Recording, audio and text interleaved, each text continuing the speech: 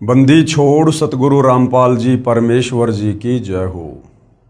परमपिता परमात्मा सारी सृष्टि के रचनहार कुल मालिक असंख्य ब्रह्मांडों के स्वामी जगत गुरु तीनों लोकों में प्रवेश करके सबका धारण पोषण करने वाले राजाधिराज आत्माधार नाथों के नाथ देवों के देव महादेव सर्वेश्वर महेश्वर मृत्युंजय अजरो अमर आदि अनादि सनातनी प्रभु जगत पिता जगदीश्वर श्री श्री 1008 की उपाधि के वास्तविक अधिकारी अकाल मूर्त शब्द स्वरूपी राम वासुदेव सर्वगतम ब्रह्म परम पूज्य प्रथम पूज्य परम संत परम पुरुष परम धनी परम दयालु सत्य कबीर हक्का कबीर अल्लाहु कबीर अल्लाहु अकबर बाखबर अल्लाह ताला जगत के तारणहार जगत के मुक्तिदाता जगत के जगन्नाथ हारे के सहारे हिंदुओं के राम मुसलमानों के अल्लाह सिखों के वायुगुरु ईसाइयों के मसीह दया के सागर दया निधि करुणा के सागर करुणा निधि स्वयंभू परिभू संकट मोचन कष्ट हरण मंगल करण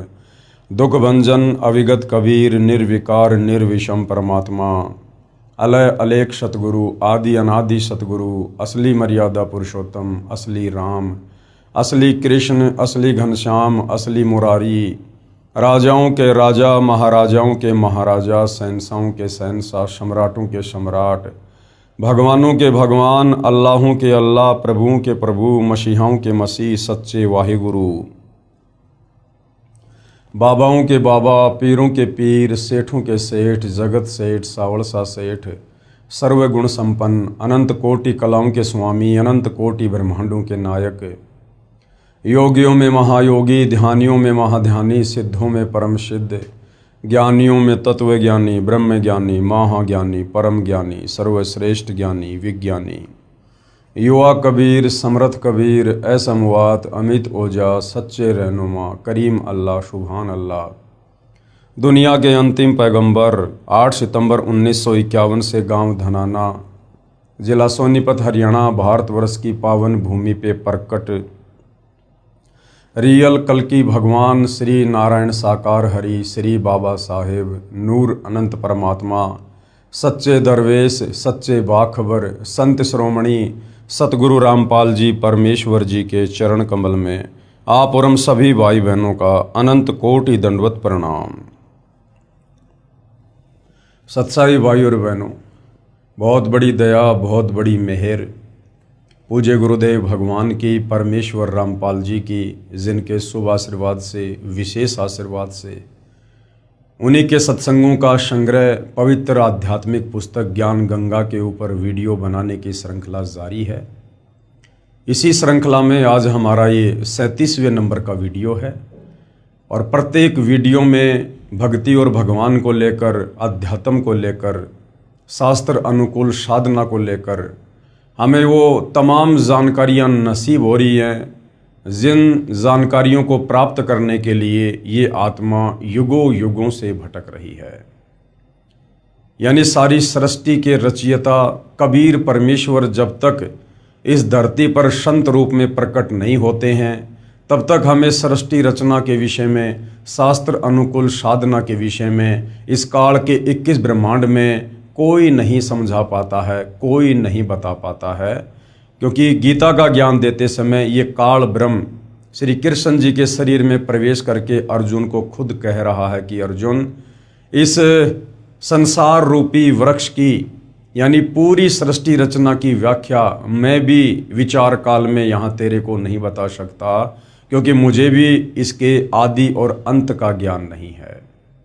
तो विचार करने की बात है, जब गीता ज्ञान दाता ब्रह्म को भी सृष्टि रचना के विषय में परमेश्वर के विषय में कंप्लीट ज्ञान नहीं है, सचखंड सतलोक जाने के मार्ग का ज्ञान नहीं है, तो भला 21 ब्रह्मांड के प्राणियों को कैसे ये सतज्ञान हो सकता है और 21 ब्रह्मांड का कोई भी प्राणी कैसे संत बनकर सतगुरु बनकर ये ज्ञान दे सकता है।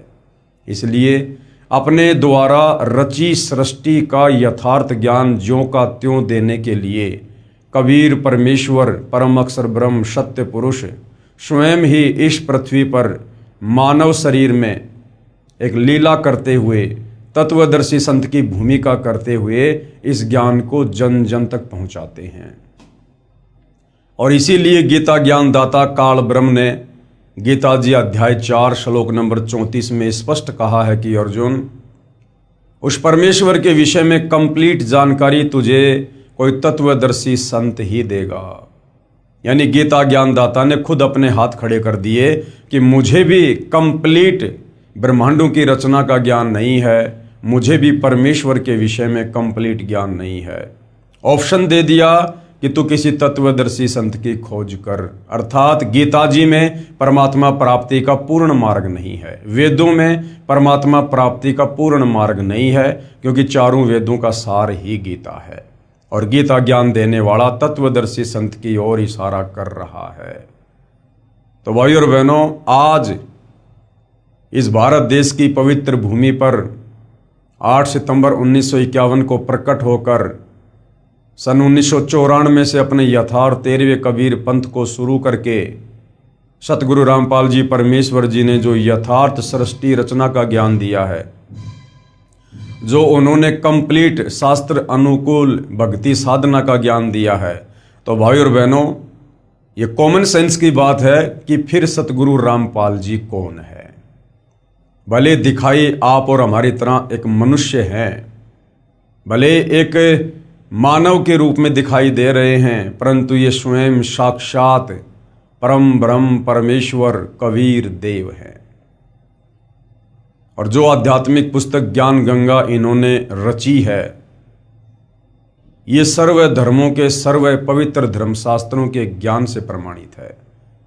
इस पवित्र पुस्तक ज्ञान गंगा के तत्व ज्ञान में, अमृत ज्ञान में सुई की नोक रखने जितनी भी कमी किसी भी धर्म का कोई भी धर्म गुरु निकालने में सक्षम नहीं है। यानी यदि हम अपनी आत्मा का कंप्लीट मोक्ष करवा सकते हैं, कंप्लीट मोक्ष का मतलब है सदा सदा के लिए काल के 21 ब्रह्मांडों से छुटकारा, जन्म और मरण से छुटकारा, लक 84 योनियों से छुटकारा, नरक से छुटकारा, तपस्या के कष्ट से छुटकारा, तो सिर्फ और सिर्फ सतगुरु रामपाल जी की शरण में आकर उनके द्वारा प्रदान की गई सतभक्ति को मर्यादा में रहकर करने से ही संभव है। तो भाइयों और बहनों, निसंदेह वर्तमान में परम पूज्य सतगुरु रामपाल जी नर रूप में साक्षात नारायण हैं और पहचान होगी उनके प्रवचन सुनने से, सत्संग सुनने से, उनके द्वारा लिखी गई पुस्तकों को पढ़ने से। क्योंकि जब तक हम किसी के बारे में पढ़ेंगे नहीं, जानेंगे नहीं, तब तक हम जाहिर सी बात है समझेंगे भी नहीं। तो ज्ञान से ही ज्ञान होता है। तो आप जी निसंदेह सतगुरु रामपाल जी के प्रवचन यूट्यूब पर जेब से मोबाइल निकाल कर सुनिए और सृष्टि रचना को सर्वप्रथम सुनिए, क्योंकि सृष्टि रचना अध्यात्म की नींव है, अध्यात्म का मूल है। सृष्टि रचना को समझे बिना हम किसी भी धर्म की छोटी सी 10 पेज की पुस्तक को भी नहीं समझ सकते। और जिस दिन आप सतगुरु रामपाल जी परमेश्वर जी के द्वारा बताई गई, समझाई गई, सर्व धर्मशास्त्रों के ज्ञान से प्रमाणित की गई सृष्टि रचना को सुनकर समझ लेंगे, विश्वास कर लेंगे, उसके बाद चारों वेद भी आपकी उंगलियों पर होंगे, पवित्र गीता आपकी जुबान पर होगी। इस तत्व ज्ञान के अभाव में जो धर्मशास्त्र आज से पहले हमारे उन संस्कृत के तथा कथित विद्वान ब्राह्मणों के लिए, गुरुजनों के लिए, पंडितों के लिए पहाड़ के समान थे, आज वो चारों वेद, गीता, कुरान शरीफ, कुरान मजीद, तौरेत, जबूर, इंजिल, बाइबल, गुरु ग्रंथ साहिब, दुनिया की कोई भी धार्मिक पुस्तक हो, वो ये तत्व ज्ञान प्राप्त होने के बाद आपकी उंगलियों पर होगी और आपके लिए प्रथम कक्षा का कायदा हो जाएगा। क्योंकि तत्व ज्ञान अध्यात्म की जड़ है, ये मास्टर की है और मास्टर की से हम कोई भी ताला खोल सकते हैं। तो भाई और बहनों, ज्ञान देने में, समझाने में, समाधान करने में सतगुरु रामपाल जी ने कोई कमी, कोई कसर नहीं रखी है। अब यदि कोई कमी रहेगी तो आप और हमारी नासमझी की रहेगी, हमारे कमजोर भक्ति संस्कारों की रहेगी, क्योंकि परमेश्वर को प्राप्त करना किसी आम प्राणी के बस की बात नहीं होती है। परमात्मा कहते हैं, सकल पदार्थ है जग माही, कर्महीन नर पावत नाही। तो जिनके माड़े कर्म होंगे, फूटे भाग होंगे, वो आत्माएं सतगुरु रामपाल जी के तत्व ज्ञान तक, उनके सत्संगों तक, उनके पुस्तकों तक नहीं पहुंच पाएंगी। यानी उन आत्माओं को अभी इस काल के लोक में युगों युगों लक 84 योनियों में गधे, कुत्ते, सुअर की योनियां भोगना शेष है। अभी उनका मोक्ष का समय आया नहीं है। तो भाई और बहनों, आज हम इस पवित्र पुस्तक ज्ञान गंगा के वीडियो नंबर 37 में जिन जिन भगत आत्माओं ने सतगुरु रामपाल जी से शरण प्राप्त करके जो अद्वितीय आध्यात्मिक और भौतिक लाभ प्राप्त किए हैं, उनकी मुंह जुबानी आत्मकथा सुनेंगे कि किस प्रकार से परमेश्वर रामपाल जी की शरण ग्रहण करने से पूर्व उनके घर में, उनके शरीर में, उनके परिवार में कहर टूट रहे थे। मृत्यु शैया पर वो परिवार पड़ा हुआ था। डॉक्टरों ने भी जवाब दे दिया था। शाणे सपाटों के पास, तांत्रिकों के पास लाखों रुपया ठगा कर भी वो किसी प्रकार की कोई राहत प्राप्त नहीं कर पा रहे थे।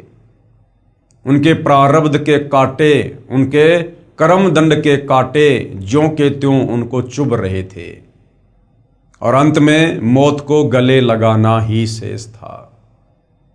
और जैसे ही उनको सतगुरु रामपाल जी के विषय में पता चला और उन्होंने जाकर उनके चरणों में माथा रगड़ा, उनकी शरण ग्रहण की और उनके द्वारा प्रदान की गई शास्त्र अनुकूल भक्ति शुरू की, उसी दिन से, उसी क्षण से उनके वो 3 ताप के कष्ट, वो प्रारब्ध के कांटे, पाप कर्मों के, वो निकलने शुरू हो गए और आज वो आत्माएं हर प्रकार से आध्यात्मिक, शारीरिक और भौतिक लाभ प्राप्त कर रही हैं। तो उनमें से कुछ और आत्माएं हैं जिन्होंने अपने साक्षात्कार दिए और अन्य समाज को बताने की दृष्टि से, जगाने की दृष्टि से कि भाई यदि आप भी मेरे की तरह दुखी हैं, परेशान हैं, पीड़ित हैं, तो आप एक बार सतगुरु रामपाल जी की शरण में आइए, उनके सत्संग सुनिए, उपदेश लेकर देखिएगा।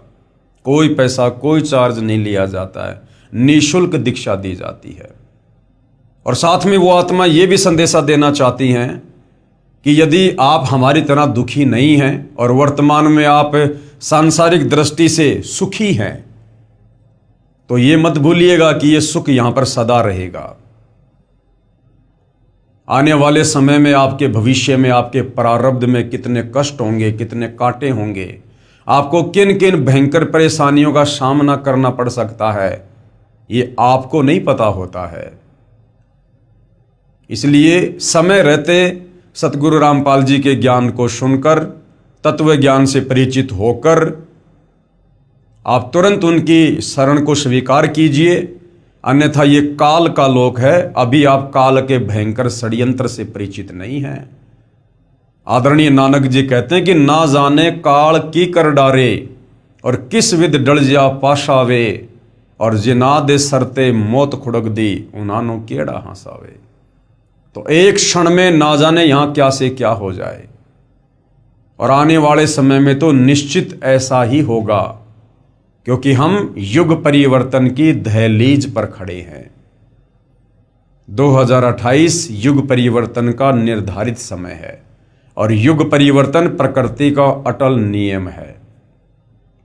और जब जब धरती पर युग परिवर्तन होता है या हुआ है, बेतहाशा जन धन की हानि होती है और हुई है और आने वाले समय में भी होगी।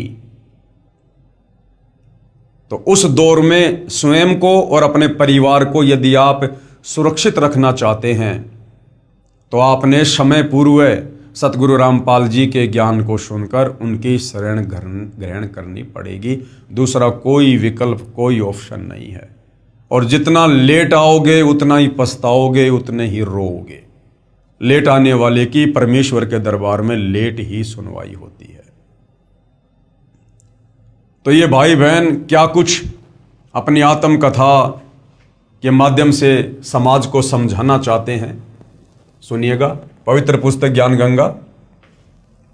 भटके हुए भगत हनुमत दास को पुनः संभालना।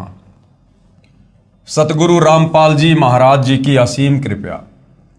मुझदास का नाम भगत हनुमत दास, निवासी ग्राम हिनोद, तहसील जैसी नगर, जिला सागर, मध्य प्रदेश है। मेरे जीवन में बंदी छोड़ सतगुरु रामपाल जी महाराज जी के आशीर्वाद से हुए चमत्कार को कुछ शब्दों में व्यक्त करने की कोशिश करना चाहता हूं। यानी परमेश्वर की महिमा को और परमेश्वर के उपकार को जीव कभी भी शब्दों में बयान नहीं कर सकता। सात समुद्र की मशी करूं, लेखनी करूं बनराय, और शब्द धरती का कागज करूं, पर सतगुरु के गुण लिखे न जाए। सतगुरु यानी परमेश्वर, परमात्मा। लेकिन कोशिश है कि जो जो लाभ हमें हुए हैं, जितना हम सतगुरु को आंशिक रूप से जान पाए हैं, उस विषय में भगत समाज को बताना हमारा कर्तव्य है, ताकि धरती पर प्रकट परमेश्वर की शरण में आकर आप और हमारे की तरह अन्य पीड़ित आत्माएं भी कुछ राहत प्राप्त कर सकें और अपनी आत्मा का कल्याण करवा सकें। मैंने जुलाई 2014 में नाम दीक्षा ली थी तथा बरवाला आश्रम में सतगुरुदेव जी से आशीर्वाद भी प्राप्त किया था। परंतु 18 नवंबर 2014 को बरवाला कांड हो जाने से भक्ति सुचारू रूप से नहीं कर पाया और भक्ति छोड़कर आन उपासना करने लगा। यानी भगत हनुमत दास जी 2014 बरवाला कांड के बाद सतगुरु रामपाल जी की शरण को त्याग कर अन्य पारंपरिक पूजाएं करने लगे। उसके पश्चात जब सतगुरुदेव जी के आदेश अनुसार मेरे जिले में ही आश्रम खुल गया और कुछ समय के बाद दास को भी आश्रम की जानकारी मिली, तो दास ने आश्रम जाकर पुनः भक्ति प्रारंभ की, यानी अपना नाम फिर से शुद्ध करवाया। लेकिन नाम दीक्षा लेने से पहले जो नियम बताए जाते हैं, जैसे नशा नहीं करना, जुआ ताश नहीं खेलना, मांस नहीं खाना, आन उपासना नहीं करना, यानी अन्य देवी देवताओं की फिर पूजा नहीं करना, भ्रष्टाचार नहीं करना इत्यादि नियमों का पालन सही ढंग से नहीं कर रहा था, जिसकी वजह से दास को एक लाइलाज बीमारी हो गई, जिसका नाम है एप्लाटिक एनीमिया। एक ऐसी बीमारी होती है जिसमें मरीज के शरीर में ब्लड यानी खून बनना ही बंद हो जाता है और ब्लड ट्रांसफर करवाना पड़ता है, यानी दूसरे से खून लेना पड़ता है बार बार। मतलब ब्लड की बोतल लगवानी पड़ती है और जैसे ही ब्लड खत्म होता है उसे फिर ब्लड चढ़वाना पड़ता है। जब तक शरीर में ब्लड रहता है तब तक तो मरीज स्वस्थ रहता है, और जैसे ही ब्लड खत्म हो जाता या बहुत कम बचता तो फिर अस्पताल में एडमिट करवाना पड़ता था। जिस प्रकार गाड़ी में पेट्रोल या डीजल है तो गाड़ी चलेगी, अगर ख़त्म होने वाला है या ख़त्म हो गया तो गाड़ी नहीं चलेगी। ऐसी हालत भगत हनुमत दास की उस समय हुई जब इन्होंने सतगुरु रामपाल जी को भक्ति को त्याग दिया और दोबारा इन्होंने उपदेश भी लिया, लेकिन ये अच्छे से मर्यादाओं का निर्वाह नहीं कर पाए, मर्यादाओं में रहकर भक्ति नहीं कर पाए। सतगुरु रामपाल जी महाराज अपने सत्संग में बताते हैं, जब लग हंसा हमरी आना, काल लगे नहीं तेरा वाणा। यानी जब तक भगत मेरी आन कान यानी मर्यादा में रहेगा, तब तक काल का किसी भी प्रकार का दाव, कोई भी षड्यंत्र उस भगत के ऊपर काम नहीं कर सकता। मतलब जब तक भगत नियम मर्यादा में रहता है तब तक उसे कोई भी परेशानी नहीं हो सकती। और मैं नियम मर्यादा बार बार खंड कर देता था। इस एप्लाटिक एनीमिया बीमारी के इलाज के लिए मैंने सभी जगह कोशिश की। सबसे पहले अपने जिला स्तर के सभी अस्पतालों में इलाज करवाया। उसके बाद अप्रैल 2018 में नागपुर रेफर कर दिया गया। नागपुर CIHO सीहो अस्पताल में इलाज करवाया। इस अस्पताल में सभी प्रकार की जांच कराई और डॉक्टर अविनाश पोपली ने ब्लड कैंसर बोल दिया कि आपको ब्लड कैंसर है, जिसकी वजह से आपको खून का पानी बनने लगा है। उसके बाद हम लोग घर आ गए और 18 मई 2018 को फिर ब्लड कम हो जाने की वजह से नागपुर गए और इसी दिल बोन मेरो टेस्ट की रिपोर्ट आई, जिससे परमात्मा सतगुरु रामपाल जी महाराज की दया से ब्लड कैंसर नहीं आया। लेकिन डॉक्टर अविनाश पोपली की रिपोर्ट के आधार पर बता दिया कि आपको एप्लाटिक एनीमिया है, जिसकी वजह से आपको ब्लड बनना बंद हो गया है और इसका अस्थायी इलाज ब्लड चढ़वाना ही है। यानी जब तक ब्लड चढ़वाते रहोगे तब तक आप जीवित रहोगे और जब ब्लड चढ़वाना बंद कर दोगे तो फिर आप मर जाओगे। और स्थायी इलाज बोन मेरो ट्रांसप्लांट है, जिसके 80% चांस है कि ब्लड बनने लगे, नहीं तो जीवन भर ब्लड चढ़वाना पड़ेगा। और बोन मेरो ट्रांसप्लांट का खर्च भी बहुत ज़्यादा है, 19 लाख रुपए लगभग। फिर दास ने सतगुरु जी से अरदास लगाई फोन के माध्यम से और सतगुरु देव जी का आदेश आया, नाम शुद्धिकरण करवा लो और नियम मर्यादा अनुसार भक्ति करो, परमात्मा दया करेंगे। मालिक का आदेश आने के बाद धीरे धीरे करके दास को राहत मिलती गई। पहले मालिक की दया से समय पर ब्लड की आवश्यकता पूरी होती गई और फिर अप्रैल 2019 में दास को ब्लड लगवाने की जरूरत नहीं पड़ी और करीब 1 साल इस बीमारी से ग्रसित रहने के बाद आज दास स्वस्थ है और ब्लड भी लगवाने की आवश्यकता नहीं पड़ती है। इस बीमारी में दास का हीमोग्लोबिन 2 से 3 ग्राम बचता था और प्लेटलेट्स 2000 तक बचते थे। दास ने दिल्ली एम्स में भी इलाज करवाया, इंदौर में डॉक्टर AK त्रिवेदी के पास भी गया, जबलपुर, भोपाल, नागपुर और भी अनेक जगह दवाई करवाई, लेकिन कहीं से भी कोई आराम नहीं लगा। केवल परमात्मा सतगुरु रामपाल जी महाराज जी द्वारा बताई भक्ति से ही दास अब स्वस्थ है और बिना किसी दवाई के आज बिल्कुल स्वस्थ हूँ। बंदी छोड़ सतगुरु रामपाल जी भगवान की दया है। सतगुरु चरणों का तुच्छ दास, भगत हनुमत दास, गांव हिनौद, जिला सागर, तहसील जैसी नगर, मध्य प्रदेश। देखो भाइयों और बहनों, अभी तक हम परमेश्वर जी के गुणों से अपरिचित थे, अभी तक हम शास्त्र अनुकूल साधना से दूर बैठे थे। अन्यथा परमात्मा के गुण तो ज्यों के त्यों हैं, परमात्मा बदल नहीं गया। आज भी धरती पर सतगुरु रामपाल जी के रूप में उनके नाम से वही परमात्मा है जो परमात्मा सतयुग में सतसुकृत ऋषि के नाम से आया था, त्रेता में मुनिंद्र ऋषि के नाम से आया था, जिन्होंने भगत प्रहलाद की खंबे से प्रकट होकर उसके पिता हिरण्यकश्यप से रक्षा की थी, जिन्होंने मीराबाई के जहर को अमृत में तब्दील कर दिया था, जिन्होंने भगत प्रहलाद को अग्नि से बचाया, महाभारत के युद्ध में टटेरी पक्षी के बच्चों को बचाया, ये वही परमात्मा है। परमात्मा में कोई परिवर्तन नहीं होता, उसके गुणों में कोई बदलाव नहीं होता। लेकिन आप और हम जीव आत्माएं देश काल और परिस्थिति के अनुसार परमेश्वर को भूलकर शास्त्र विरुद्ध साधना करने के चलते परमेश्वर से प्राप्त होने वाले लाभों से, उन्हें फायदों से दूर होते चले जाते हैं, जिस कारण से हम फिर भटकते रहते हैं और हर प्रकार की परेशानियों का सामना करते रहते हैं। तो परमेश्वर तो भाइयों और बहनों मुर्दे को जिंदा करता है, मुर्दे को जिंदा, बिना किसी ऑपरेशन, बिना किसी हॉस्पिटल, बिना किसी सर्जरी के, क्योंकि ये परमेश्वर के गुणों में लिखा हुआ है। गुरु कृपा की महिमा। आगे एक और आत्मा है जिन्होंने सतगुरु रामपाल जी से उपदेश प्राप्त करने के बाद जो शारीरिक या भौतिक लाभ प्राप्त किए, तो किस प्रकार से उन्होंने अपनी आत्मकथा में बताया। मैं त्रिलोकदास बैरागी, ग्राम डीमरखेड़ा, जिला कटनी, मध्य प्रदेश का निवासी हूँ। मैंने दिनांक 27/6/2010 को नामदान लिया था। जब मैंने नामदान लिया था तब मुझे मालूम नहीं था कि नामदान नहीं बल्कि अमृत ले रहा हूँ।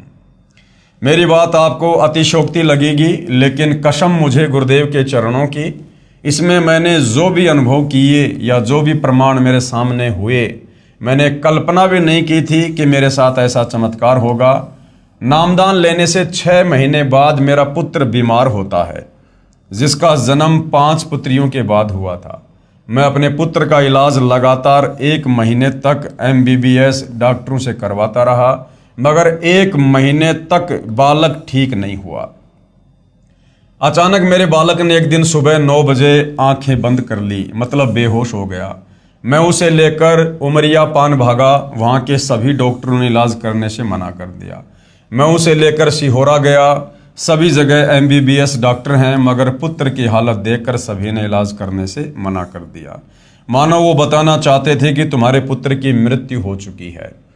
पुत्र की उम्र सिर्फ 1 वर्ष थी। हिम्मत बांधकर एक डॉक्टर ने कहा कि अगर उसे ऑक्सीजन मिल जाए तो शायद कुछ हो सकता है। मैंने तत्काल एक 4 व्हीलर रिजर्व की और जबलपुर के लिए भागा, जो कि बच्चों का रिसर्च सेंटर है। वहाँ के डॉक्टर ने बच्चे की हालत देखकर कहा कि इसमें कहीं कोई हलचल नहीं हो रही है, कहीं भी सुई लगाता हूँ इसको कुछ मालूम ही नहीं हो रहा। भर्ती करना मेरे लिए रिस्क की बात है। मैंने कहा भर्ती करो और भर्ती करके इलाज शुरू करो, बाकी सब परमात्मा पर छोड़ दो। डॉक्टर ने कहा अगर इसे 6 घंटे में होश आ गया तो शायद बच जाए, नहीं तो मुश्किल है। सुबह 9 बजे से रात्रि के 9 बज चुके थे, परंतु बालक होश में नहीं आ रहा था। लड़के की माँ ने और मैंने रोना शुरू कर दिया। मेरा ध्यान अचानक ज्ञान गंगा और भक्ति सौदागर को संदेश में लिखे हुए चमत्कारों की तरफ गया जो भक्तों के साथ हुए हैं। मैंने अपने आप को संभाला और अपने आप को गुरु के चरणों में समर्पित कर दिया। कहा गुरुजी मेरे पुत्र की रक्षा करो और मुझे जो विश्वास था गुरु की महिमा पर उसकी लाज रखो। 2-3 बातें भाई और बहनों, जो भगत भाई बहन अच्छे से गुरु जी के ज्ञान को ना समझ पाने के कारण गलतियां कर देते हैं। भगत जी कह रहे हैं कि अपने पुत्र की ऐसी हालत देखकर मैं और मेरी भगतमती रोने लग गए। भाई और बहनों, इसका मतलब हमारे अंदर भी बहुत कमजोरियां हैं। अभी हम विष्णु जी के सतोगुण के प्रभाव से बाहर नहीं हैं, दूर नहीं हैं। जबकि नाम दीक्षा लेने के 2 से 3 वर्ष बाद इन तीनों गुणों का प्रभाव, रजगुण ब्रह्मा, सतगुण विष्णु, तमगुण शंकर का प्रभाव बिल्कुल शून्य मात्र हो जाना चाहिए। हमें ये ज्ञान हो जाना चाहिए कि हमारा यहाँ कोई बेटा बेटी, माता पिता, भाई बंधु, रिश्तेदार, पति पत्नी नहीं है। हम सब यहाँ पर सतलोक में की गई गलती की सजा भोग रहे हैं और इस काल ने हमारे को यहाँ पर कर्म बंधनों में बांधते हुए, ऋण संबंधों में बांधते हुए हमें यहाँ एक दूसरे के साथ बेटा बेटी के रिश्ते में, माता पिता के रिश्ते में, पति पत्नी के रिश्ते में जकड़ रखा है, बांध रखा है। और सतगुरु हमें जो तत्व ज्ञान देते हैं वो इसीलिए देते हैं कि हम इन ऋण संबंधों से, इन कर्म बंधनों से कुछ ढीले हो जाएं, कुछ दूर हटना शुरू हो, कुछ राहत प्राप्त करें और अपना मूल जो मकसद है उसको समझें कि यहां मेरा कोई परिवार नहीं है, मेरा असली परिवार सतलोक में है। मेरे असली बेटा बेटी यदि कहीं हैं तो सतलोक में हैं। और यदि हम सतगुरु से उपदेश लेकर, दिन रात उनके प्रवचन सुनकर, और यदि यही इस काल की गंदी व्यवस्था में ही अगर इसी प्रकार से मरते रहे, घुटते रहे, मेरा मेरी तेरा तेरी के चक्रों में बंधे रहे, जरा सी किसी को परेशानी आ गई आंखों से आंसू निकालते रहे, तो भाई और बहनों फिर हम किस दिन सतलोक जाने की तैयारी करेंगे। ऐसी स्थिति जिस दिन आप सतलोक जाने की तैयारी करोगे उससे 2 घंटे पहले ये काल आपके पोते के साथ, आपकी पोती के साथ या आपके बेटा बेटी के साथ में फिर से घटित कर देगा, फिर उनको बीमार कर देगा, कोई एक्सीडेंट हो जाएगा, फिर आपका ध्यान वहीं लग जाएगा, आप तो रोना धोना शुरू कर दोगे, उन्हीं के चक्कर में चिंतित हो जाओगे।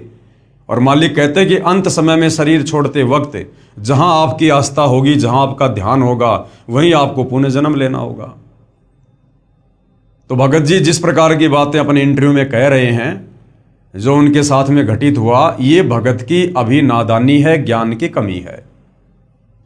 तो बाकी भाई बहन जो इंटरव्यू देख रहे हैं वो अपने आप को संभालने की स्थिति में धीरे धीरे आ जाएं।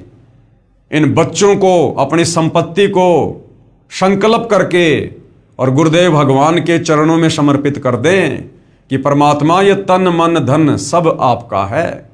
हम केवल आपके द्वारा दी गई इन वस्तुओं का भोग भोग रहे हैं, ये हमारी नहीं है। हम तो यहाँ पर केवल कुछ समय के लिए इस शरीर में एक यात्री बनकर आए हैं भक्ति करने के लिए। जैसे व्यक्ति होटल में जाता है, कुछ पैसे जमा करवाता है, 2 या 4 दिन होटल में रुकता है, होटल की तमाम वस्तुओं को भोगता है, कूलर, पंखा, फ्रिज, बेड, लेकिन होटल छोड़ते समय उसकी आस्था ना तो उस होटल की किसी वस्तु में बनती है, वो चम्मच भी उठाकर नहीं ला सकता क्योंकि उसको पता है कि ये मेरी नहीं है, मालिक की है। और ना होटल के वेटर, होटल के मालिक, होटल के स्टाफ में कोई रुचि बनती है। तो इसी प्रकार हमारा जो घर है वो एक होटल है, और जो भी सुविधा हमें प्राप्त हैं वो परमेश्वर के द्वारा दी गई हैं, और जो भी हमारे परिवार के सदस्य हैं वो होटल के स्टाफ मेंबर हैं। और जिस दिन ये जीव आत्मा शरीर छोड़कर जाएगी, यानी होटल छोड़कर जाएगी ये शरीर, उस दिन हमारी रुचि नहीं बननी चाहिए किसी भी वस्तु में। हमारा मूल मालिक, हमारा मूल घर सतलोक है। तो भाइयों और बहनों, यदि हम इस प्रकार की कमजोरियां भक्ति करते करते अगर इस प्रकार से दिखाते रहे तो अंत समय में हमारी बात बिगड़ सकती है, क्योंकि जब तक हम इस काल के लोक में रहेंगे, काल इस प्रकार के झटके मारता रहेगा, और सतगुरु भी इस प्रकार के झटकों से अपने भगत की परीक्षा लेता रहेगा। दूसरा, आगे फिर भगत जी ने कहा, मैंने अपने आप को संभाला और अपने आप को गुरु के चरणों में समर्पित कर दिया। यदि हम पहले से गुरु जी के चरणों में समर्पित होते, ज्ञान को आधार बनाकर भक्ति कर रहे होते, मर्यादा में होते, तो परमेश्वर उस परिवार पर जरा सी भी आपत्ति नहीं आने देते। इस भगत के बच्चे के साथ में इस प्रकार की घटना घटित नहीं हो सकती थी। अगर माता पिता अगर पूर्ण मर्यादा में है तो बच्चा यदि 3 साल से कम उम्र का है, और यदि माता या पिता ने नाम दीक्षा ले रखी है, और यदि पूर्ण मर्यादा में है, तो उनके बच्चों के ऊपर किसी प्रकार की कोई आपत्ति परमात्मा नहीं आने देता। यह उनका वचन है। ऐसे बहुत सारे उदाहरण आपको संगत में देखने को मिलेंगे। तो भगत जी कहते हैं कि बाद में मैंने परमात्मा के चरणों में स्वयं को समर्पित किया और कहा, गुरुजी मेरे पुत्र की रक्षा करो, और मुझे जो विश्वास था गुरु की महिमा पर उसकी लाज रखो। ये भी भगत की कमजोरी है। हमने कोई एग्रीमेंट नहीं कर रखा भगवान के साथ कि भगवान हमें सुख देगा, मेरे बेटे को ठीक रखेगा तो मैं भक्ति करूंगा। भक्ति स्वयं की आत्मा के कल्याण के लिए की जाती है, बेटा बेटी की अच्छी कामना के लिए नहीं की जाती है। बेटा बेटी के अपने संस्कार हैं, वो अलग आत्मा हैं। हम इस जन्म में भले ही माता पिता बेटा बेटी के संबंधों में हैं, क्या पता पिछले जन्म में वो बेटा बेटी आपके घोर शत्रु थे। गुरुदेव ने तो स्पष्ट कर रखा है कि हमारे घर में जो बेटा बेटी आते हैं वो कौन हैं, या तो पिछले जन्म में हम उनके दुश्मन थे, या वो हमारे दुश्मन थे जो इस जन्म में अपना लेन देन पूरा करने के लिए आए हैं। तो पिछले जन्मों में तो हम उनसे इतना द्वेष करते थे, इतनी दुश्मनी थी हमारी, एक दूसरे की शक्ल देखना भी हम पसंद नहीं करते थे, और इस जन्म में वो बेटा बेटी बन के आ गए, और काल ने विष्णु के शतोगुण से हमें आपस में बांध दिया मोह ममता में। अब हम उनके बिना रह नहीं सकते, जी नहीं सकते। तो तत्व ज्ञान देकर सतगुरु हमें यही तो षड्यंत्र समझाने आते हैं कि तुम ये गलती मत करो कि ये मेरा बेटा है, ये मेरी बेटी है। कब किसका जीवन शेष है, कब किसका जीवन अंत होगा, ये परमात्मा ने निर्धारित कर रखा है। और परमेश्वर की उस लेखनी में किसी भी प्रकार की हेराफेरी करना या उसमें कोई छेड़छाड़ करना, ये परमेश्वर के विधान के विपरीत है, भगत दोषी बनता है। हमने केवल उतना ही करना है जितना गुरुदेव ने हमें बता दिया। भाई ये मर्यादा है, ये भक्ति है, और आपने इस प्रकार से भक्ति मार्ग पर चलना है। बाकी काम उस परमेश्वर का है। फिर वो किसको बचाएगा, किसको मारेगा, अच्छा होगा या बुरा होगा। अगर हम मर्यादा में हैं, भक्ति कर रहे हैं, तो हमारी बुराई में भी हमारी अच्छाई है, भले वो 10 साल बाद हमें जाकर पता चले। तो यहां पर यह कहना कि गुरुजी आप मेरे विश्वास को बना के रखो, मैंने आपके ऊपर जो विश्वास किया उसकी लाज रखो, यह भी भगत की कमजोरी है। अंतर्यामी को बताने की जरूरत नहीं पड़ती है। हम रोज संध्या आरती में कहते हैं, अंतर्यामी एक तुम आत्म के आधार, जो तुम छोड़ो हाथ तो मुझे कौन उतार पार। तो गुरु तो अंतर्यामी है, और अंतर्यामी को इस प्रकार से चिल्ला चिल्ला के बोलना ये भगत की कमजोरी है, अभी तत्व ज्ञानहीनता है। तो भाइयों और बहनों, जब तक हम इन मिट्टी के पुतलों को, अपने इन तथा कथित बेटा बेटियों को अपना बेटा बेटी समझना नहीं छोड़ेंगे, तब तक हम कभी भी परमेश्वर के सतलोक जानने योग्य नहीं बनेंगे। हमें इस तत्व ज्ञान से समझ में आ जाना चाहिए, मेरा कोई बेटा बेटी नहीं है। हम सब उस कबीर परमेश्वर सतगुरु रामपाल जी के बेटा बेटी हैं, और जो चिंता उस परमेश्वर को अपनी आत्मा की हो सकती है, आप और हम शरीर वालों को कभी नहीं हो सकती। अगर हो भी रही है तो हम कर क्या सकते हैं? कुछ नहीं कर सकते। परमेश्वर तो सतलोक में बैठकर भी हमें बचा लेगा। हम घर से 10 कदम दूर बाहर बच्चे का एक्सीडेंट हो जाए, माता पिता नहीं बचा सकते। तो हम भी परमेश्वर के चरणों में समर्पित रहें और अपने बच्चों को भी परमात्मा के चरणों में लगा दें, और फिर मर्यादा में रहकर भक्ति करें। उसके बाद जो भी अच्छा बुरा लाभ हानि होगी वो हमारे भले में होगी। फिर हमने किसी प्रकार की कोई भी शंका या कोई भी विशेष ऐसी डिमांड या प्रार्थना सतगुरुदेव भगवान से नहीं करनी है, सिवाय भक्ति और मर्यादा के। तो ये भी हम भाई बहनों ने थोड़ा सा ध्यान रखना है। मैंने अपने आप को संभाला और अपने आप को गुरु के चरणों में समर्पित कर दिया। कहा, गुरु जी मेरे पुत्र की रक्षा करो, और मुझे जो विश्वास था गुरु की महिमा पर, उसकी लाज रखो। लगभग 12 बजे जब डॉक्टर राउंड पर आया तो कहता है कि बच्चे की हालत में क्या सुधार है। मैंने कहा, जैसा सुबह था वैसा अभी भी है। डॉक्टर ने इंजेक्शन मंगाया और बालक की जांघ पर लगाया। इंजेक्शन लगते ही बालक रोने लगा, जैसे वो खुद इंजेक्शन गुरु जी ने लगाया हो। पूरे हाल में खुशी की लहर दौड़ गई। डॉक्टर ने मेरे सिर पर हाथ रखकर कहा, अब तुम्हारा बालक होश में आ गया है। ऐसे मर्ज वाले बालक बहुत कम होश में आते हैं।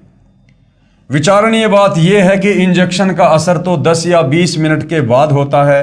लड़का इंजेक्शन की सुई के दर्द से ही रो उठा। इससे स्पष्ट है कि यह सर्व कमाल परमेश्वर कबीर जी का है। कौन परमेश्वर कबीर? सतगुरु रामपाल जी। हालांकि जो भगत हैं वो परमेश्वर कबीर मान रहे हैं एक दाढ़ी मूछ वाली कबीर जी की समझे जाने वाली फोटो को। इसीलिए भाइयों और बहनों, सतगुरु रामपाल जी का पूरा आशीर्वाद भगत तक समय पर नहीं पहुंच पाता है, क्योंकि हमारी आस्था हमारे गुरुदेव में एज ए गॉड ना होकर, एज ए भगवान ना होकर, उस तथा कथित कबीर जी की समझे जाने वाली दाढ़ी मूछ वाली फोटो पर टिकी होती है, जिस कारण से परमेश्वर का आशीर्वाद हमारे पास उतना नहीं पहुंच पाता जितना पहुंचना चाहिए। वरना सतगुरु रामपाल जी तो सेकंड के 100वें हिस्से में अपने भगत की मदद के लिए पहुंच जाते हैं। सतगुरु शरण में आने से आई टले बला, जय भाग्य में मृत्यु हो कांटे में टल जा। जबकि इनके बेटे की तो मृत्यु हो चुकी थी, इनके बेटे की सजा कांटे में कहां टली? नहीं, इनके बच्चे की तो मृत्यु हो चुकी थी। परमेश्वर की वाणी कह रही है, सतगुरु शरण में आने से आई टले बला, यानी जो समस्या आनी है वो भाग जाएगी। लेकिन इनके तो बच्चे की मृत्यु हो चुकी थी। ये तो सतगुरु रामपाल जी ने इस भगत परिवार को भक्ति पर लगाए रखने के लिए अपनी तरफ से उस बच्चे के, उस आत्मा के शरीर में सांस डाली है। अन्यथा इन भगत की मर्यादाओं से वो बच्चा जीवित नहीं हुआ। इस भगत परिवार की भक्ति से बच्चा जीवित नहीं हुआ। क्योंकि अगर इस भगत परिवार में भक्ति होती तो परमात्मा ऐसी नौबत आने ही नहीं देता। मृत्यु नहीं हो सकती थी, और छोटी मोटी कोई बीमारी हो जाती बच्चे को, लेकिन मृत्यु नहीं हो सकती है। गुरुजी कहते हैं कि कशक के साथ मंत्र जाप करने से जो चमत्कार हुआ, मैं दंग रह गया। मैं हॉस्पिटल में गुरुजी के चरणों की वंदना की और धन्यवाद देते हुए रो पड़ा। डॉक्टर ने कहा कि इसे लगातार 8 दिन के इलाज की आवश्यकता है। 24 घंटे का 5000 लग रहा था। मैंने डॉक्टर से कहा मुझे सुबह छुट्टी चाहिए। डॉक्टर ने कहा इसे अगर आप घर ले गए तो ये बालक मर सकता है, क्योंकि अभी होश में आया है। मैंने कहा जो होगा देखा जाएगा, अब मुझे छुट्टी चाहिए। आज बालक को 6 माह से ऊपर हो गए, उसे बुखार भी नहीं आ रहा है। ऐसी महिमा देखकर मैं धन्य हो गया। डॉक्टर ने कहा कि भैया 8 दिन रखना पड़ेगा, रोजाना के 5000 लगेंगे। बोला नहीं, अभी और इसी समय छुट्टी दे दो, मैं तो घर ले जाऊंगा। भगत कह रहा कि मुझे मेरे गुरु पर विश्वास। अगर ये विश्वास उस मरे हुए बच्चे को डॉक्टर के पास ना ले जाकर अगर घर के दरबार में रख देते और मालिक से अरदास करते तो परमात्मा तो वही है। आपने अगर इतना विश्वास अब किया, अगर पहले इतना विश्वास करके अपने गुरु पर मर्यादा में रहकर भक्ति कर रहे होते तो ये आपत्ति ही नहीं आती। मेरी साइकिल लेने की हिम्मत नहीं होती थी, क्योंकि मेरी पारिवारिक स्थिति ठीक नहीं थी। अचानक स्टेट बैंक के मैनेजर ने कहा कि आप बैंक से लोन लेना पसंद करेंगे। मैंने कहा अगर मिल जाए तो इससे बढ़ के क्या, मेरी पारिवारिक स्थिति सुधर जाएगी। बैंक मैनेजर ने मुझे 1.5 लाख रुपए का लोन दे दिया। साइकिल ना खरीद पाने वाला आदमी अचानक 55,000 रुपए की हीरो होंडा गाड़ी ले आया। आज मैं शान से गाड़ी में घूमता हूँ।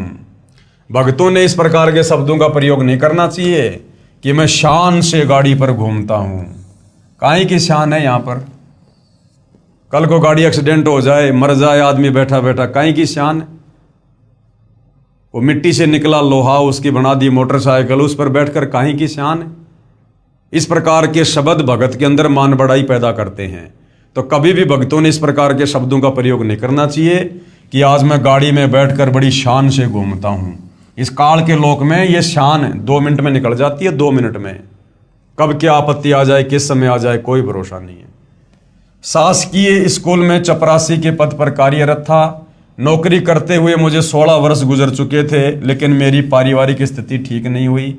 जबलपुर संभाग से प्रमोशन हुए और मेरा सिंगल प्रमोशन हुआ। मैं चपरासी से बाबू हो गया। जमाने को कुर्सी रखने वाला आदमी खुद साहब बनकर कुर्सी पर बैठ गया। ये भी भगत की गलती है कि मैं साहब बन गया। अरे साहब तो एक ही है, सतगुरु रामपाल जी। परमात्मा के अलावा किसी भगत ने यदि स्वयं को साहब कह दिया, जैसे ये भाई साहब कह रहे हैं कि मैं साहब बनकर कुर्सी पर बैठ गया, ये साहब शब्द ये काल के जाल में ले जाने वाला है। साहब तो एक ही है, परमात्मा सतगुरु रामपाल जी। जमाने को कुर्सी रखने वाला आदमी खुद साहब बनकर कुर्सी पर बैठ गया। मेरा वेतन इतना हो गया जितना मैंने सोचा नहीं था। मेरा छोटा भाई बीएड का आसरा छोड़कर मायूस हो गया था। एक दिन अचानक उसके पास काउंसलिंग लेटर आया।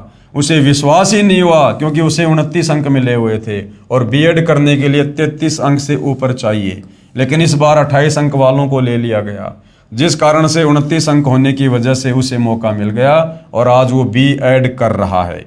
ये 4 चमत्कार ऐसे हुए जिनके बारे में मैंने कभी सोचा नहीं था, मगर रामायण में लिखी मुझे वो बात याद आ गई कि माता पिता गुरु की वाणी बिना विचार करो शुभ जानी। ये सभी चमत्कार 1 वर्ष के भीतर हुए हैं। प्रमाण के लिए भारत हॉस्पिटल सेंटर के सभी डॉक्यूमेंट्स, गाड़ी के सभी कागजात, प्रमोशन का आदेश, बीएड का काउंसलिंग लेटर। अरे भैया, इनसे कुछ नहीं होना जाना। सबसे बड़ा चमत्कार उस दिन समझना जिस दिन इस काल के लोक से अपना टंटा समाप्त हो जाए, जन्म मरण के रोग से मुक्त हो जाएं। जिस दिन गुरु जी विमान में बैठाकर सतलोक छोड़ दें, उस दिन को सबसे बड़ा चमत्कारिक दिन बोलना। ये बाकी तो छोटे मोटे सुख हैं झूठे काल के, कुछ लेना देना नहीं है। और यहां जो एक बात भगत जी ने कही है भाई और बहनों, देखो ये भगत के अपने विचार हैं। किसी भगत के विचारों को सुनकर उनके ऊपर आंख बंद करके चलना ये गुरु मर्यादाओं के खिलाफ है। भगत कह रहा है कि मुझे रामायण की चौपाई याद आ गई कि माता पिता और गुरु की वाणी बिना विचार करो शुभ जानी। यानी माँ बाप और गुरु जी की वाणी पर, उनकी बातों पर बिना सोच विचार किए अमल करना चाहिए, बिल्कुल नहीं। गुरु की वाणी पर भी गुरु ने कहा है कि बुद्धि विवेक लगाना चाहिए। जैसे गुरु जी ने बताया कि एक संत ने एक समय अपने भक्तों को पहले तो ज्ञान दिया कि गुरु जी की आज्ञा की अवहेलना नहीं करनी चाहिए, घोर नरक में जाता है। तुरंत बाद गुरु जी ने कहा कि अपने पैर का जूता निकालो, मेरे सर में मारो। ये गुरु जी की वाणी थी, गुरु जी का आदेश था। तो क्या इस रामायण की चौपाई के अनुसार बिना सोचे समझे गुरु की उस वाणी का पालन करना चाहिए? अपने गुरु के सिर में जूते मारने चाहिए? नहीं। विशेष परिस्थिति में गुरु जी की वाणियां जो गुरु जी के ही ज्ञान के विपरीत हों, उनके ऊपर भगत ने विवेक लगाना चाहिए कि ये तेरी परीक्षा है। हाँ, बाकी जैसे गुरु ने भक्ति आदेश दे दिया, मर्यादा बता दी, उन बातों पर हमने आंख बंद करके ब्लाइंड फेथ करना है। और दूसरा, माता पिता। माता पिता कौन होते हैं भाई? वो भी आप और हमारे जैसे 2 कोटि के जीव हैं, और जीव तो कभी भी गलती कर सकता है। जीव की बुद्धि वो थोड़ी है जो परमेश्वर हमें जो समाधान देगा। तो माँ बाप की प्रत्येक बात पर आंख बंद करके विश्वास नहीं करना चाहिए। माता पिता की बातों पर सामाजिक दृष्टिकोण को देखते हुए हमने उसके बाद ही विचार करना चाहिए कि ये मेरे हित में है या नहीं है, माता पिता की बात मेरे भले में है या नहीं है। माता पिता अगर काल प्रेरित हैं और काल तुम्हें माता पिता के माध्यम से अपने षड्यंत्र में फांसना चाहता है, तुम कैसे भगत होने के बावजूद माता पिता की प्रत्येक बात को आंख बंद करके तुम वो कर लोगे? नहीं कर सकते। इस सतभक्ति मार्ग में नहीं कर सकते। सतगुरु रामपाल जी के भगत होकर नहीं कर सकते। माता पिता की या किसी भी की उन्हीं बातों पर हम विश्वास करेंगे जो बातें हमारे गुरुदेव के सत्संगों के अनुसार होंगी। और गुरु की बातें यदि गुरु जी के सत्संगों के अकॉर्डिंग हैं तो आंख बंद करके विश्वास करेंगे। और अगर गुरु की बातें, गुरु की वाणी गुरु जी के सत्संगों के विरुद्ध है हमारी परीक्षा के लिए, तो फिर हमने बुद्धि विवेक का इस्तेमाल करना चाहिए। तो बहुत सारी बातें हैं भाई और बहनों, हमने निष्कर्ष निकालते हुए आगे बढ़ना चाहिए। ये सभी चमत्कार नामदान लेने के 6 माह बाद मुझे हुए, लेकिन सिर्फ नामदान लेने से फायदा नहीं होता, बल्कि गुरु के बताए मार्ग पर चलना पड़ता है। हरि रूठे गुरु ठोर है, हरि रूठे गुरु ठोर है। ये वाणी कुछ सही नहीं लिखी इन लोगों ने। ये वाणी लिखने में थोड़ी सी त्रुटि हो गई है ज्ञान गंगा पुस्तक में, लेखक के द्वारा, भगत के द्वारा। इसमें जो मेन वाणी है वो ये है कि हरि रूठे ठोर है और गुरु रूठे नहीं ठोर। यानी अगर भगवान रूठ जाए किसी बात पर तो कोई बड़ी बात नहीं है, हम गुरु जी की शरण में चले जाएंगे। और यदि गुरु जी रूठ गए भगत की किसी बात को लेकर, फिर वो हरि यानी भगवान भी कोई मदद नहीं कर सकता। गुरुदेव जी के चरणों में शिष्य के अनुभव सादर समर्पित हैं। भगत त्रिलोकदास बैरागी, साहा ग्रेड 3, साहा उच्च माध्यमिक विद्यालय मुरवारी, तहसील डीमरखेड़ा, जिला कटनी, मध्य प्रदेश। आगे भाई और बहनों एक और भगत है जिन्होंने अपनी आत्मकथा इस पवित्र पुस्तक ज्ञान गंगा में लिखवाई है। और ये जो भगत है ये गांव धनाना से है और सतगुरु रामपाल जी के ये सांसारिक परिवार से संबंध रखता है। और सतगुरु रामपाल जी से उपदेश लेने के बाद इस भगत परिवार के घर में क्या घटना घटी, इसके बच्चे को किस प्रकार से 11,000 वोल्टेज के तार ने पकड़ लिया, यानी बिजली का करंट लगा, और किस प्रकार से सतगुरु रामपाल जी ने, जो स्वयं परमेश्वर हैं, परमात्मा हैं, उस भगत आत्मा की रक्षा की। 11,000 वोल्टेज के तार से छुड़वाना। मैं भगत सुरेश दास, पुत्र श्री चांदराम, निवासी गांव धनाना, जिला सोनीपत, जो कि फिलहाल शास्त्री नगर रोहतक हरियाणा का निवासी हूं। सतगुरु जी से नाम उपदेश लेने से पहले मेरे घर की आर्थिक स्थिति बहुत कमजोर थी। परिवार का कोई भी ऐसा सदस्य नहीं था जो कि कभी बीमार ना रहता हो। मेरी पत्नी को भूत प्रेत बहुत ही ज़्यादा परेशान करते थे। इतना कष्ट रहने के बावजूद हम देवी देवताओं की बहुत पूजा करते थे तथा मेरी हनुमान जी में बहुत ज़्यादा आस्था थी। लेकिन घर में संकट पर संकट आते जा रहे थे, किसी भी काम में बरकत नहीं हो रही थी। पूर्ण परमात्मा सतगुरु रामपाल जी महाराज जी मेरे परिवार के होने के कारण हम उनको पूर्ण परमात्मा नहीं मान पाए। ये सतगुरु रामपाल जी के सांसारिक दृष्टि से चाचा जी का लड़का है सुरेश दास। तो कह रहा कि भगवान हमारे घर में आए हुए पूर्ण परमात्मा, लेकिन हम उनको पहचान नहीं पाए, जिसका खामियाजा हमें कई वर्षों तक झेलना पड़ा। तभी क्या हुआ, तभी गांव सिंहपुरा निवासी भगत विकास ने मुझे बताया कि आपके घर में कौन आए हुए हैं? पूर्ण परमात्मा जगत गुरु रामपाल जी महाराज आए हुए हैं, और आप कहाँ सोए पड़े हो? तो मैंने कहा कि काल ने हमें कष्ट ही इतना दे रखा है कि हमें वहाँ के बारे में जानने का टाइम ही नहीं मिला। सारा समय डॉक्टरों के चक्कर काटने में चला जाता है। सकल पदार्थ है जग माही, भाग बिना नर पावत नाही। दुनिया हजारों सैकड़ों किलोमीटरों से चलकर आकर सतगुरु रामपाल जी से आध्यात्मिक और भौतिक लाभ प्राप्त कर रही है, और सतगुरु रामपाल जी के सांसारिक दृष्टि से जो परिवार वाले हैं, रिश्तेदार हैं, वो उनको ना पहचान पाने के चलते डॉक्टरों के चक्कर काट रहे हैं। वो कहते हैं ना कि घर का जोगी जोगना, बाहर का जोगी सिद्ध। और हरियाणा में कहावत है कि दीपक तले हमेशा अंधेरा रहता है। तो वो कहानी भगत सुरेश दास जी के साथ घटित हो रही थी। ऊपर से आर्थिक तंगी भी बहुत रहती है। उस भगत ने मुझे काफ़ी समझाया। पूर्ण परमात्मा की ऐसी दया हुई कि मैं सतगुरु रामपाल जी महाराज से नाम उपदेश लेने के लिए अक्टूबर 2010 में सतलोक आश्रम बरवाड़ा में पहुंचा। नाम उपदेश लेने के बाद सतगुरु जी ने अपना दया का पिटारा खोल दिया और मुझे वो सुख अनुभव होने लगे जिनका वर्णन इस जुबान से कर पाना बहुत मुश्किल है। मेरी पत्नी को भूत प्रेत सता रहे थे। सतगुरुदेव जी की दया से अब वह पूर्ण रूप से ठीक है। 7 सितंबर 2011 को मेरा लड़का मोहित 12 साल, जो कि मेरे कहने पर मिस्त्री को बुलाने के लिए गया था, मेरा लड़का मिस्त्री के मकान की छत पर चढ़ गया तथा छज्जे पर चला गया। छज्जे के साथ ऊपर 11,000 वोल्टेज के बिजली के तार थे। लड़के तथा तारों के बीच में केवल 1 फीट की दूरी थी। जब वह उनके नजदीक गया तो तारों ने लड़के को खींच लिया और लड़के के सिर पर तार चिपक गया। 11,000 वोल्टेज की बिजली अगर किसी को पकड़ ले, भाई और बहनों, बचना बिल्कुल नामुमकिन। तथा 1 इंच गहरा घुस गया। तार लड़के की खोपड़ी में 1 इंच गहरा घुस गया।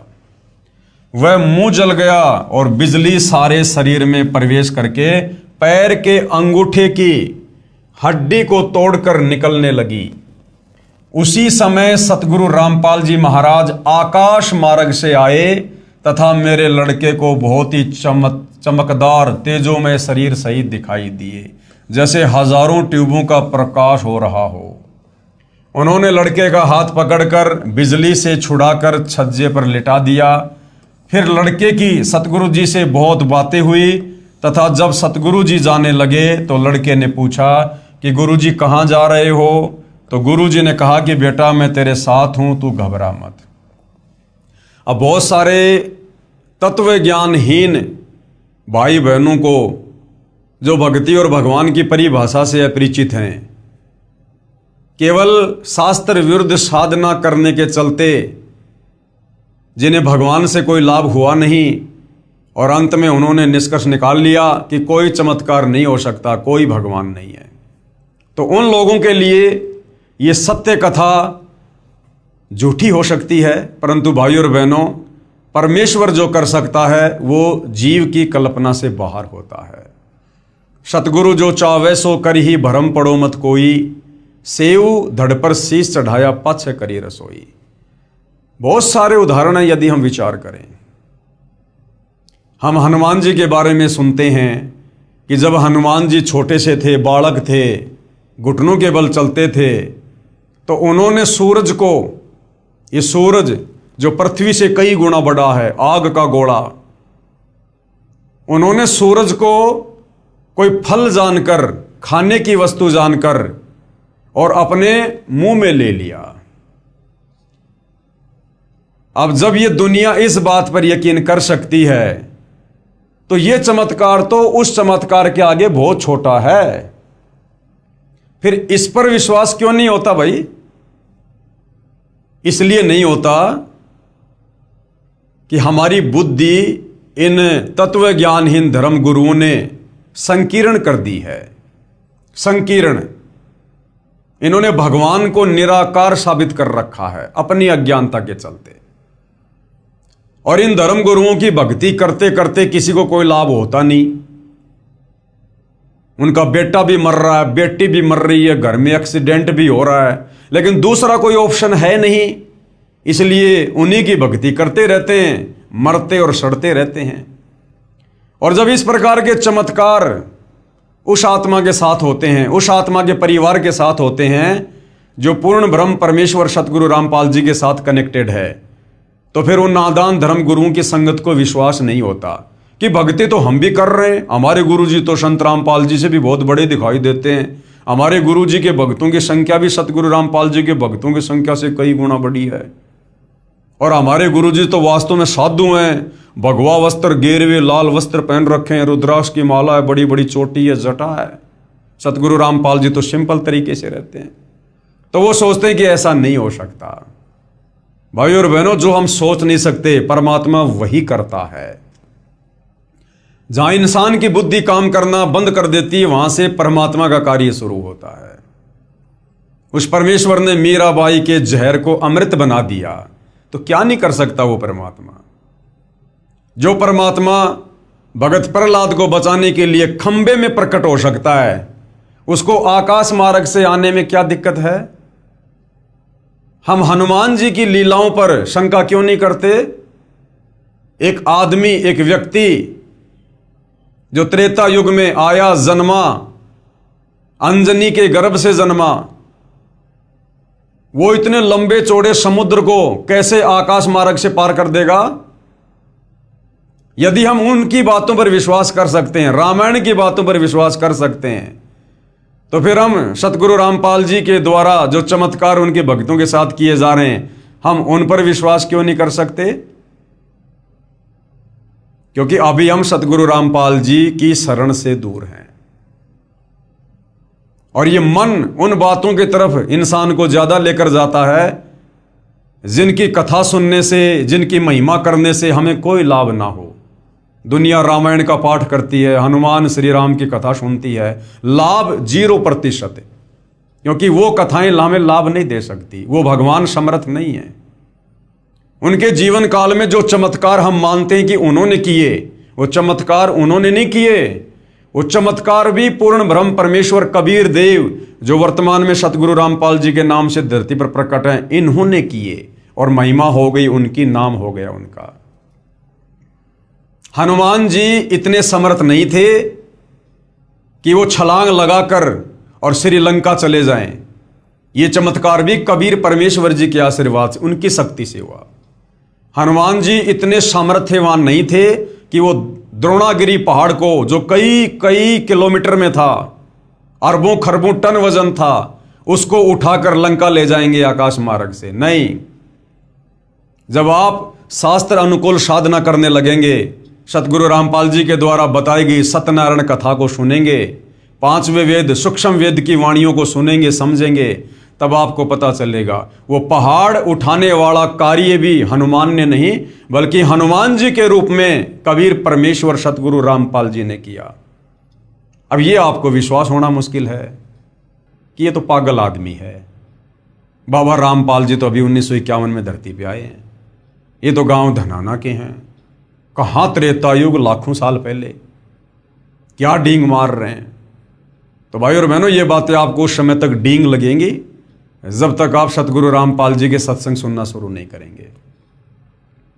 अन्यथा ये सत्यनारायण कथा है, अमर कथा है, और ये कोई बड़ी बात नहीं है। ये 11,000 वोल्टेज के तार से आकाश मार्ग से आकर सतगुरु रामपाल जी के द्वारा अपने भगत को बचाना, ये तो कुछ भी नहीं है उनके लिए। ऊंट के मुंह में जीरे के बराबर भी नहीं है, कुछ नहीं है।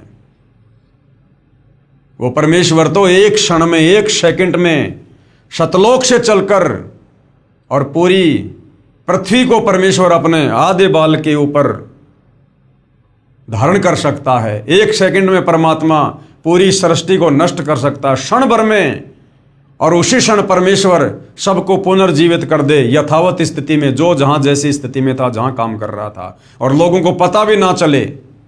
और ऐसा परमेश्वर ने कई बार किया है, कई बार। हम कथाओं में पढ़ते हैं, गुरुदेव ने बताया, एक भगत था, वो 7 कोस ऊंचे पहाड़ पर रहा करता था, साधना करता था। एक दिन तबीयत खराब हो गई और नीचे तालाब था, वहां तक चल के वो मुंह धोने आता था। उस दिन नहीं आ पाया, तबीयत ज्यादा खराब थी, और सोचा भगवान आज मैं मेरा नित्य नियम कैसे करूंगा। दुखी हुआ। परमेश्वर ने पूरी पृथ्वी पर इतनी भयंकर बारिश की, पूरी पृथ्वी डूब गई। 7 कोस ऊंचे पहाड़ पर पानी चढ़ा। उस भगत ने मुंह धोया, फिर चारों तरफ देखा, हे भगवान, मेरे लिए पूरा संसार डुबो दिया, पूरी सृष्टि नष्ट हो गई, ये पाप कहाँ लेकर जाऊंगा। रो रो कर भगवान से प्रार्थना की। उसी समय परमात्मा ने क्षण भर में सृष्टि एज इट इज ऐसे कैसे कर दी। जो खेत में काम कर रहा है वो खेत में कर रहा है, जो कंप्यूटर पर काम कर रहा है वो कंप्यूटर चला रहा है, उसको पता ही नहीं क्या हो गया था।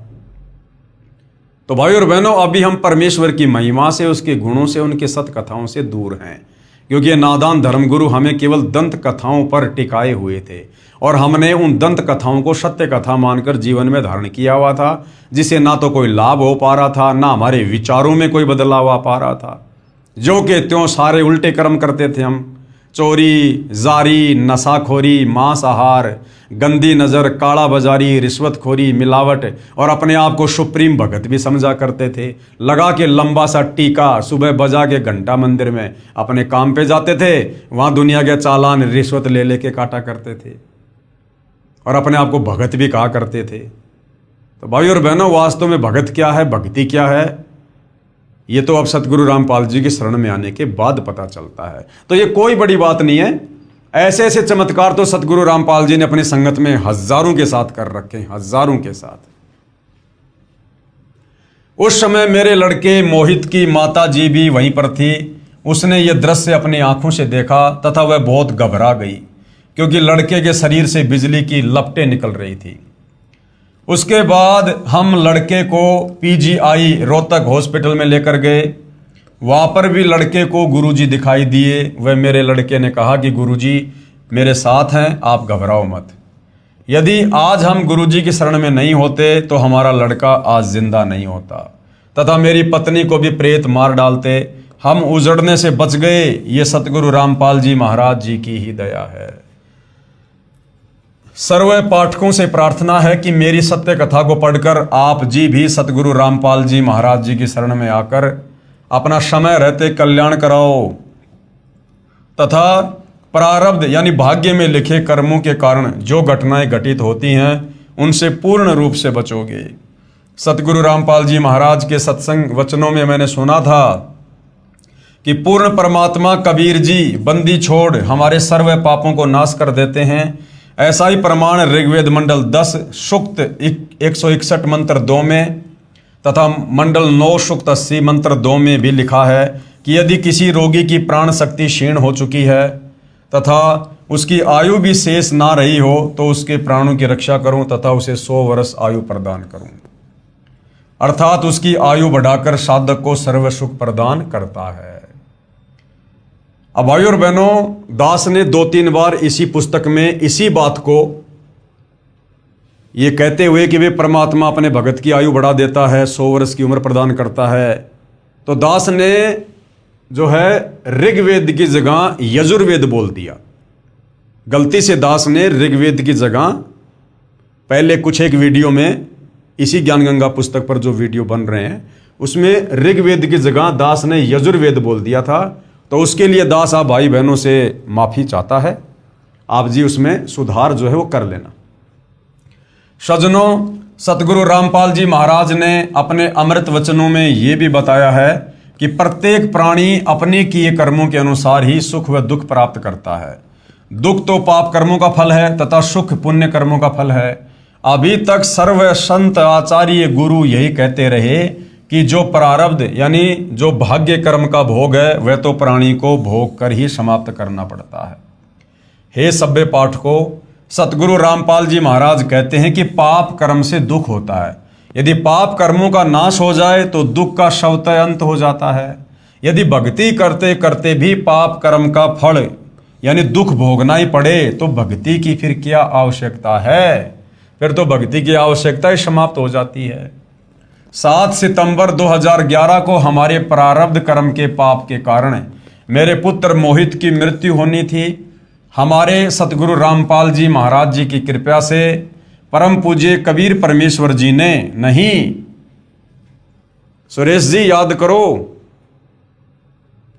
आपको गांव सिंहपुरा के भगत विकास ने क्या बताया था कि आपके घर में खुद पूर्ण परमात्मा आए हुए हैं। और आप यह कह रहे हो कि हमारे सतगुरु रामपाल जी ने कबीर परमात्मा के दया से, तो आप तो भाई अपने गुरुदेव को परमात्मा से अन्य दर्शा रहे हो। ऐसा नहीं है। गुरु और गोविंद दो नहीं भाई, जब तक दो समझोगे दो जग में जाई। तो सतगुरु रामपाल जी स्वयं कबीर परमात्मा जी हैं, जिन्होंने हमारे पाप कर्म का नाश कर दिया तथा मेरे बच्चे की जीवन रक्षा करके आयु बढ़ा दी। यदि 7 सितंबर 2011 को प्रारब्ध कर्म के फलस्वरूप मेरा बेटा मर जाता तो हम सभी परिवार के सदस्य भक्ति त्याग देते तथा नास्तिक हो जाते, क्योंकि हमें उस समय परमात्मा का पूर्ण ज्ञान नहीं था। अब भगवान पर अत्यधिक विश्वास हो गया है। ये भी विश्वास हो गया है कि परम पूज्य कबीर जी ही परमेश्वर हैं, सतगुरु रामपाल जी ही परमेश्वर हैं और उन्हीं का नाम कबीर है। ये पाप नाशक तथा सर्व सुखदायक व पूर्ण मोक्षदायक हैं तथा सतगुरु रामपाल जी महाराज उन्हीं के भेजे हुए उनके अवतार हैं। नहीं, ये भी अभी आधी अधूरी सोच है। भगत कह रहे हैं कि अब मुझे पूरा ज्ञान हो गया, वरना उस समय मुझे ज्ञान नहीं था, मैं भक्ति छोड़ देता। अब मुझे ज्ञान हो गया, विश्वास हो गया। अब यदि ज्ञान हो गया तो आप सतगुरु रामपाल जी को और कबीर जी को अलग अलग क्यों समझ रहे हैं? तथा सतगुरु रामपाल जी महाराज उन्हीं के भेजे उनके अवतार हैं। नहीं, सतगुरु रामपाल जी स्वयं अपने अवतार हैं। ये स्वयं धरती पर अवतरित होते हैं। ये किसी कबीर के अवतार नहीं हैं, क्योंकि कबीर कभी किसी अवतार को सतलोक से धरती पर नहीं भेजता है। कबीर समर्थ है, वो स्वयं ही अवतार धारण करके पृथ्वी पर मनुष्य रूप में तत्वदर्शी संत की लीला करता है। अतः आप जी से पुनः प्रार्थना है कि अविलंब सतलोक आश्रम बरवाला में पहुंचें तथा उपदेश लेकर कल्याण कराएं। आप जी से प्रार्थना करने का मेरा उद्देश्य यह है कि मेरे जैसे दुखिया बहुत हैं, मेरी उपरोक्त आत्मकथा को पढ़कर विचार करके वे भी मेरे की तरह संकटों का निवारण करा सकेंगे तथा सुखी हो सकेंगे। ये संसार समझदा नाही, कहंदा शाम दोपहरे नू, गरीब दास ये वक्त जात है, फिर रोगे इस पैरे नू। प्रार्थी हैं भगत सुरेश दास, पुत्र श्री चांदराम, शास्त्री नगर, हिसार बाईपास, रोहतक। ये इनके मोबाइल नंबर हैं। अगर किसी को किसी प्रकार की कोई शंका है तो इनसे संपर्क किया जा सकता है। सत कबीर साहिब जी की दया, बंदी छोड़ सतगुरु रामपाल जी महाराज जी की जय। यजुर्वेद अध्याय 8 मंत्र 13 में प्रमाण है कि पूर्ण परमात्मा पापी से भी पापी व्यक्तियों के भी संपूर्ण पापों का नाश करके भयंकर रोगों से भी मुक्त कर देते हैं, जिसका मैं जीता जागता उदाहरण हूं। अब भाई और बहनों, ये जो आत्मकथा है, ये एक भगत हैं श्री केशवदास मैनाली। इनकी आत्मकथा को क्या कुछ इन्होंने लिखा है, क्या कुछ भगत समाज को बताया है, क्या कुछ कष्ट और परेशानियां इस परिवार के ऊपर थी, इस भगत के ऊपर थी, और किस प्रकार सतगुरु रामपाल जी की शरण में आने के बाद ये इन तमाम प्रकार के कष्टों से मुक्त हुए। फिर उन्होंने अपनी आत्मकथा इस पवित्र पुस्तक ज्ञान गंगा में लिखवाई। इस पर भाई और बहनों हम नेक्स्ट वीडियो में जिक्र करेंगे। और आप जो भाई बहन इस पवित्र पुस्तक ज्ञान गंगा के ऊपर बन रहे वीडियो देख रहे हैं और अभी तक आप सतगुरु रामपाल जी की शरण में नहीं हैं, तो आप जी से प्रार्थना करेंगे कि आप जी अति शीघ्र सतगुरु रामपाल जी के ज्ञान को समझकर अपनी आत्मा के कल्याणार्थ हेतु उनसे उपदेश प्राप्त करें। उपदेश प्राप्त करने के लिए वर्तमान में आप जी सतलोक आश्रम धनाना जा सकते हैं, जहाँ पर सतगुरु रामपाल जी स्वयं विराजमान हैं। मैं मई 2026 की बात कर रहा हूँ। आगे वे कहाँ विराजमान होंगे इसके विषय में अभी कुछ नहीं कह सकता। संपर्क कैसे करें उसके लिए आप जी गूगल पर सतलोक आश्रम धनाना के मोबाइल नंबर सर्च कर सकते हैं। साथ में वेबसाइट है www.jagatgururampalji.org। आप इस वेबसाइट पर जाकर भी जहाँ जहाँ नामदान की जो प्रक्रिया है जारी है, कहाँ से आप नाम दीक्षा प्राप्त कर सकते हैं, आप संपर्क करके जानकारी ले सकते हैं। तो भाई और बहनों, अविलंब सतगुरु रामपाल जी के चरणों में आइए, अपने आप को समर्पित कीजिए और जैसा पूज्य गुरुदेव भगवान हमें भक्ति के लिए निर्देशित करें वैसे आप जी भक्ति कीजिए, क्योंकि आने वाला समय 2028 युग परिवर्तन का निर्धारित समय है। जितना लेट आओगे उतना ज़्यादा पछताओगे। ये समय सदा ऐसा नहीं रहेगा जैसा वर्तमान में आप जी समझ रहे होंगे। तो भाई और बहनों, आज के इस एपिसोड में केवल इतना ही। कल फिर परमेश्वर की सेवा में हाजिर होंगे। तब तक गुरुदेव भगवान हम सबको आज्ञा दें, आशीर्वाद दें, सद्बुद्धि दें, हमारा मार्गदर्शन करें। बंदी छोड़ सतगुरु रामपाल जी परमेश्वर जी की जय हो।